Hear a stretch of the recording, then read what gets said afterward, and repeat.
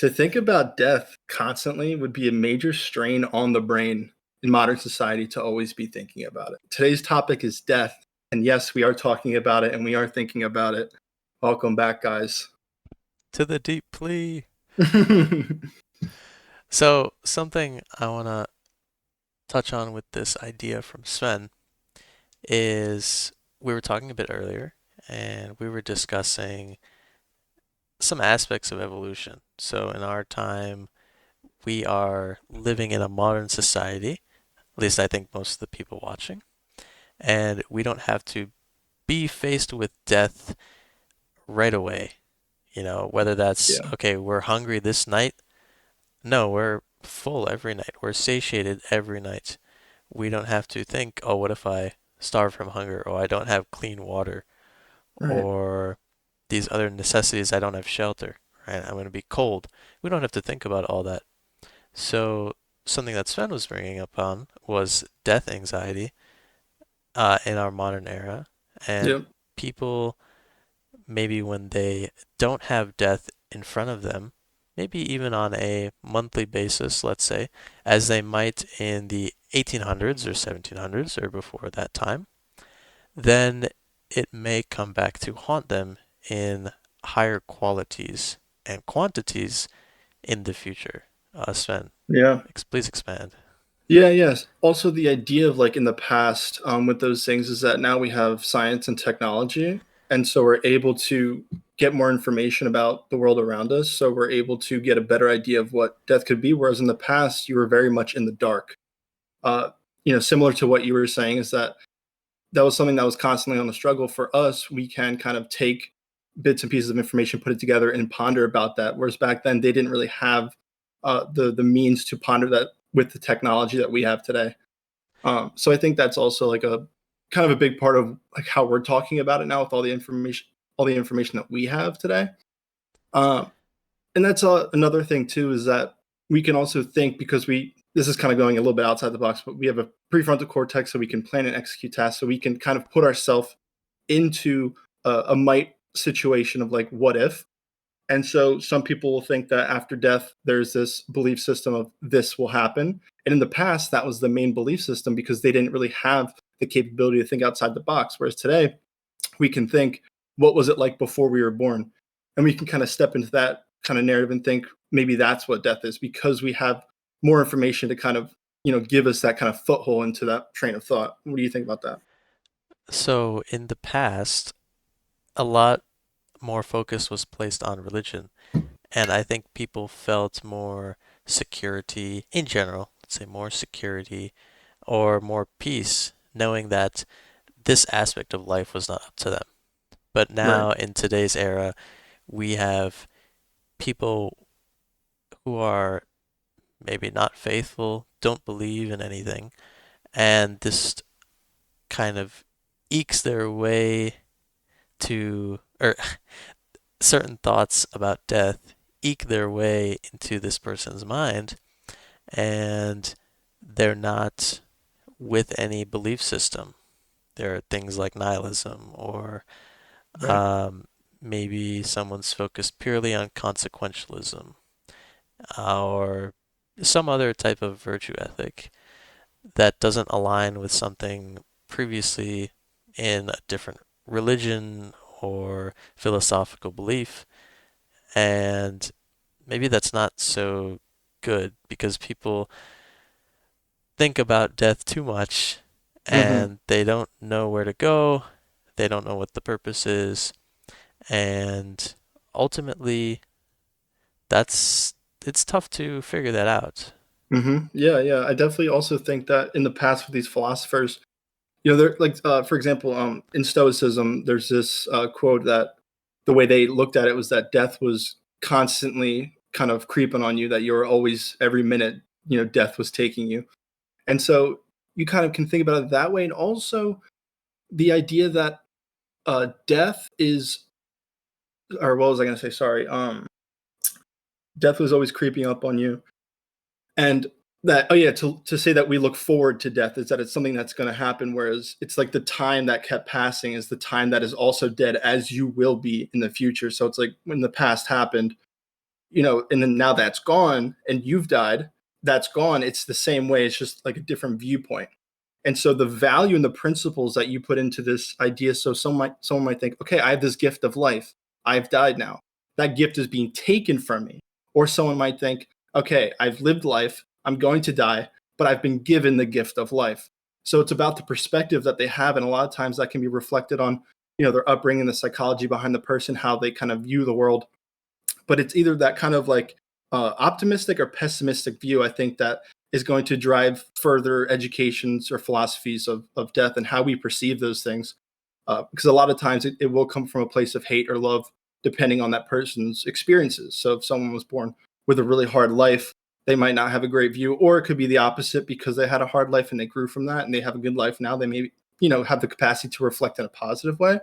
So a lot of times, how people view death will be kind of a reflection of their kind of their environment and what happened to them.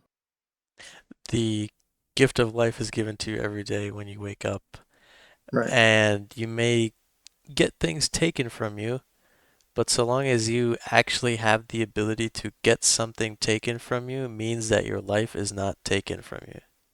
Right.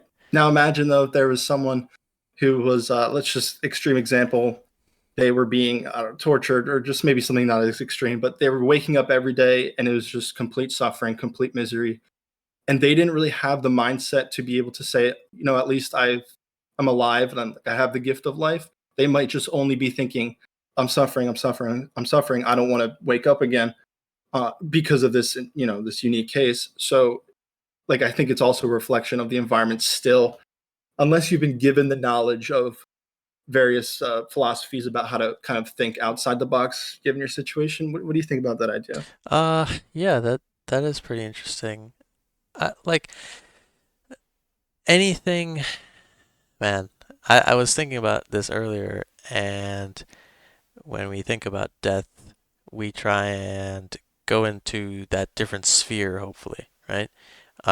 Like, okay, there was a time before us. There will be a time after us. I don't think Hmm. that's too complicated.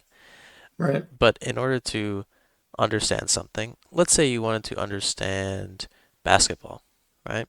Yeah. So you go to this basketball game. Okay, you have a great time. Uh, maybe even the some of the plays that were made were quite exquisite. Cool dunks, whatever it might Sure. be. But in order to actually experience that sport, you had to witness it firsthand. But death is something that you kind of can't. So this human Right. brain tries to think about what the human brain won't be able to think about because it'll be turned off. Right. So maybe one of the ideas today is when you think about death, you were thinking about something that you can't think about, maybe. Hmm. And that's hard to, I guess that's hard to Yeah. understand, but the Stoics had another idea. Well, maybe it's just a general idea of philosophy, in that the present moment is all that you have. So the present moment is all that you can think about or Hmm. ponder about and explore within your own frame of mind. Yeah. And it's also interesting because with your basketball reference in this idea of like it's a mystery, you live on Earth for a moment, and this is a comment that I saw randomly in a comment section of a YouTube video. Well, I'll just say what the guy said. He said, "Why am I here for moments and gone for billions of years?" And so when we think of the idea of valuing something, we might think of a short period of time or a window in which something is present and then gone. And we might say, because that happens so quickly, there's value in that.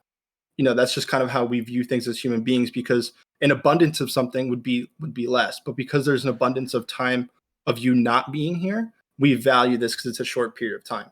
And I think it is interesting because it's unlike everything else in the universe. You don't have stars that like come and go super quickly. They're there for a long time, and for all we know is that life comes and goes like the quickest thing, aside from maybe particles or different things, but in the universe. So it is a good question. And it's like why is it so quick when everything else is just there, barely changing, within our short period of time? So I think that kind of raises a question, or it kind of raises the not suspicion, but kind of the the value of like why, and the mystery, I should say, why it's so quick. The confusion as Right. to Yes. why what we believe is quick to be quick. Right. Which is another good point, as you said. As we perceive it, it is a perception of of what we think would be a short period of time as human beings. But yeah, I mean, it is interesting because things seem to stay, stagnant for a long time in the universe, whereas life doesn't. And I also think an interesting kind of concept too is that like bacteria come and go very quickly. Well, I should say much more quickly, but they were also necessary for us to develop and evolve over time. And they come and go, some bacteria in minutes. But it's almost like it's always a job. Life is like a function. There's always a reason, a function to execute. Those bacteria were there. They generated, metabolized to produce oxygen, which we need, to live. But we're also cells, and those cells metabolize it. So it's like a cluster of cells helping another cluster of cells. Then we've developed consciousness to think about how these like cells interacted with each other. And then here we are thinking about what happens when our cells die. So it's like this function that goes up to this point of like, boom, wait, function ends. Why? Like everything was working, everything was good, and now everything stopped working, and I'm not going to know why. I'll be dead, and you're not going to be able, as far as we know, we're not going to be able to have the experience after death, because what we know is that we require sensory organs to be able to live. You have to be able to respond to your environment in order to live, or at least to know that you're alive. And when all those are shut off, it's like, what happened? It's like the people that have never been born before. It's like, what are they experiencing? All the sperms and all these guys are everyone's like, these lives haven't been born yet, but they're there. They come and go, and it's like, what? There's a mystery to that too. It's like there's life that could have been there, but it's not. Yeah, you seem to have billions of years of experience in the previous stage of non-existence, Right. so maybe you'll be more used to that once you go back. Right. So, Yeah. yeah, I also wanted to touch on what you said about, I believe it was like doing your purpose. Like you said, the Hmm. bacteria, right, Yeah. has a certain lifespan, and the bacteria does not complain. It does not say, "Oh, I'm going to die, therefore I shall not do anything." The Right. dog does not complain and to say, "What is the point? I shall just eat biscuits all day." The human, therefore, being the smarter of the species, should not say, "What is the point? Let me just eat biscuits all day," or the human kind of biscuits. Right. And why is this? Well, this is because we have this gift, right? We're given this gift of life as we've tried to explain here. Hmm. And you have a certain set of objectives that you do, whether you're a businessman or whether you're a doctor or whether you clean the streets or whatever it might Hmm. be. You have a certain purpose to be here and execute some amount of tasks. And to say, "Oh, I don't know, I don't want to do it. It doesn't make sense. Let me just sleep in my bed and be nice and cozy under the covers." But Right. when you look back, you might be a little bit dumber than bacteria, which Right. I don't know if that's the best way you want to go out. But a lot of people view their lives this way, in that whatever they're doing right now, that's not good. It's not beneficial. I don't have a use here. Especially when you get older, you might start to think that. And you might Right. want to welcome death in a way that's like a bit, I don't know how to say, maybe arrogant or ignorant. Hmm. Like you are just accepting it because you think you have no contribution anymore. Right. What do you think about that? Yeah, I mean, it's definitely, I think, subjective how, like I said before, how people interpret their lives, and if death is something that's acceptable to them or not, or how they might think that their purpose is. Some people, it's an interesting thing that the elderly, a lot of times, when one of their partners pass, they soon pass after. It's kind of the phenomenon that we see where Is it's, it so? Mm. yeah, they have this kind of connection to them that kind of keeps them motivated to do things. So they kind of keep up their functions in their bodies. And then once their partner passes and they experience that depression, their body kind of just gives out because they physically just don't have any purpose anymore, and they don't really want to do anything, so they deteriorate. Uh, and on top of that, an interesting phenomenon too is that like a day or two before an elderly person might pass from old age is that they get this surge of energy where they end up, maybe even walking around, holding conversations, doing different things. It's kind of the body's last push of resources. And people think, oh, this person's getting better, when really it's just their last kind of hoorah. And then they actually end up dying Hmm. not soon after. Um, Aside from that, though, I was also thinking of this interesting idea is that, like, right now, it's the 29th of October, 2023. We've been living for roughly 20 years, you and I. And it's like, of course, out of all this time that we perceive that has gone past the universe, we're alive right now. Out of all the time, it's like, why right now? Especially, we're in our youth. Technology just began booming on planet Earth, prime time. It's like, of course, it's right now. And that kind of makes me think that the only experience you can ever have is an experience. So when you die, it's not a non-experience. All you can kind of be in a state of is the life that you lived, your experience. I mean, I don't know if I believe this, but it makes a lot of sense. So it's like all we could ever experience is our life, and that's it. So it's like this is almost, some might say, like a perpetual type of state of like always experiencing your life in every, almost like a frame rendering in every instant. And then an idea on top of that to kind of stack is like life is kind of like heaven or hell depending on how you view it and how you do certain things. So you can make your eternity heaven, or you can make it hell depending on your outlook on things. People have various situations, but that also makes me think of people born in certain ways. Babies aborted, for example, and different things. Whereas that their perpetual kind of state of experience. So it's like I don't know if I can believe that, but I think it's interesting, this idea that there's supposed to be so much time in the universe, and it's like, of course, we're alive right now. Yeah, you may have lost me a little bit there. Let me try and reiterate what you Yeah, were yeah. saying. So we have this certain state of mind, and it's all we know. hmm And when we pass, do we keep that same state of mind, It's or it's the it's state almost of like mind kind of like freezes in a sense, or yeah, I don't know. It's kind of just like a thought, but I think that it's you can't go beyond an experience after death. Just from what I'm thinking scientifically, as your sensory organs are no longer working, your body's everything's turned off, so you can't continue to have an experience unless there is some sort of consciousness portal thing, whatever, outside of the physical world. But from what I can think, though, is that since all there ever is for a living being is an experience of like living, and you can't experience something after death, at least that's what we think so far, is that all you could ever have experienced is life. And it's like, of course, we're alive right now. Do you get what I mean? It's like, of course, right now we're having the experience out of like all the oh, billions of okay. years that could have passed in the universe, or trillions of years for all we know, or the universe is infinite. I don't know, but it's just like there's all this time and just this short period right now. We just happen to be alive, and it's just kind of like a crazy coincidence. The And then I just fate kind of threw behind it. in, yeah, yeah, and then I kind of just threw in that it's also the technology boom, you know, Mm. like such an interesting time for this planet Earth. Maybe every time was interesting. I don't know. Like if we Sure, yeah, lived in maybe not even the Industrial Revolution, but even something as simple as the Agricultural Revolution.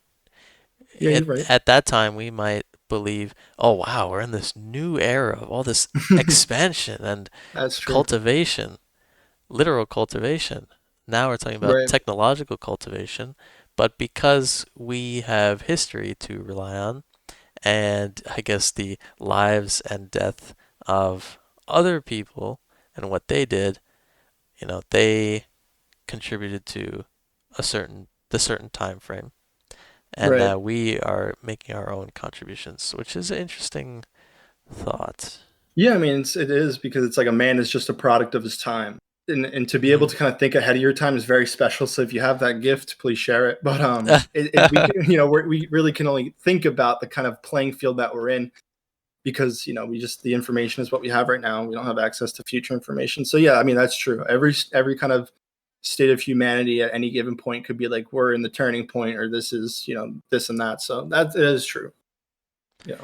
So, from the listener's point of view, whoever is out there listening to this podcast, you are also going to die. And that's a fun thing. So, you have your own perceptions about death and what that constitutes for you. You might think that you're going to lose something. Well, I mean, me and Sven probably also think we're going to lose something. We don't say this as gods upon men, gods amongst men, but maybe you think you're going to lose something or leave a legacy or anything else. Yeah, But if I had to sum up this episode and maybe death in one word, I would say natural. Sven, do that's you a good have word. one word to describe death to On end the the spot. episode? Sure, Yes. why not? Death. One word. No pressure. I'm just gonna take it 1 second. Natural's a good one too. I stole it. And I'll just say inevitable. Inevitable. That's Yeah. fair. Scientifically. Scientifically inevitable. Right. Thank you all for watching. Thank you. Thank you. Hopefully, you learned something about death, but maybe this is a topic where you just understand perspectives of different people. Yeah. I always like listening to Sven talk about these neurons and whatever else he knows. It's always Gotta fun. throw in a sprinkle of neuroscience in there. Yeah, I know it's your forte, as you might Yeah. say. But thank you all for True. watching. Appreciate it. Have a good one. Let's go.